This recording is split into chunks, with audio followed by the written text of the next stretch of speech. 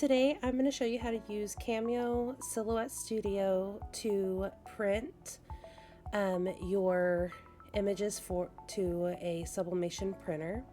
It can be Sawgrass, it can be Epson, it could be anything like that, but I do want to kind of upload a few videos on showing you how to use this. I know that there are some programs that come with some of the printers that people are not very happy with. It's actually super simple to use one of these apps. So what I do is first I want to change what size of paper I'm going to use. So that's going to be your media size. And the way you find your media size is there's a piece of paper with a little piece folded at the corner. You're going to click on that icon and it's going to bring up all this. So you don't have to worry about your mat size unless you're going to use a really large piece of paper because you're not cutting anything at this moment. So I'm going to show you if I was going to print something in an 8.5 by 11. So you just want to go to the step 4, which is your media size, and you're just going to go on down to letter. So we're just going to use a letter size right now. Remember, if you're printing something to sublimate on something else, you are going to have to mirror that image. So what we're going to do is we're going to go ahead and we're going to open up an image on your computer, and let me get to something. Let's use one of my designs. How about we do that? So I'm not cutting. You can have a white background. Just remember that sublimation does not print white, but if the background is a light color, it is going to show up on your shirt. So just make sure you either have a clear or a white background whenever you're getting ready to print. All right, so this image, this is mine. You can change your image size manually. If you do that, you want to unlock it, because if you don't, whatever you put in, let's say I want this to be 10 inches wide, it's going to automatically change this. If you need a very specific size, you want to click the unlock. If you want it to be more dimensional, you can leave the lock on and just change one or two of the sizing.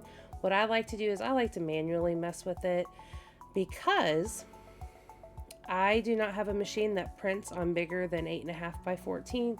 So sometimes I like to go a little bit bigger than my print, but that's a different video. So today I'm just showing you how to get started. So we're going to do 8.5 by 11, and you can make this much bigger. If any of the white hangs off, that's okay. As long as your image is inside these guidelines, you are a-okay to print. So let's see. I think we've expressed it where we need it. If I want to make it taller and it doesn't distort it too much, you can always make it bigger and taller. Now, because you are sublimating on a garment, we do want to mirror this. So we're going to go to Object, and you're going to click Mirror. If you're trying to mirror it left to right, you want to do it horizontally. If you want it to flip it upside down, you want to do vertically. So we're going to do horizontally, and then we're just going to move that image back into frame. Then all you need to do is go over to Print. Now remember, you do not have to pay for this type of account. So if you don't have a Cricut and you don't have a Cameo Silhouette or anything like that that needs cutting, you can still download this program to use for many purposes, and I will try to download some videos on that. So we're going to click Print, and it's going to show you your print. It's going to show you the trim that's not going to print right here. So it's a very thin line, but as you could tell, everything is fitting perfectly in that space. And then you're going to click Print, and then this is very important. You're going to choose which printer you want to print from.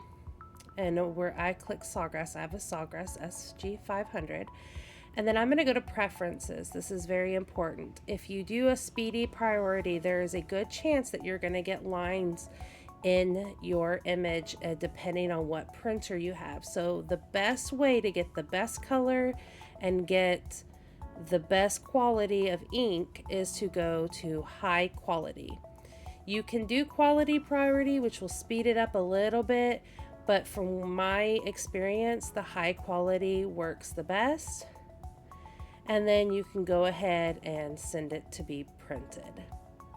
I hope this helped anybody who was wondering how to use the Silhouette Studio to make a sublimation print. I hope you have a great day, night, morning, whatever it is around the world.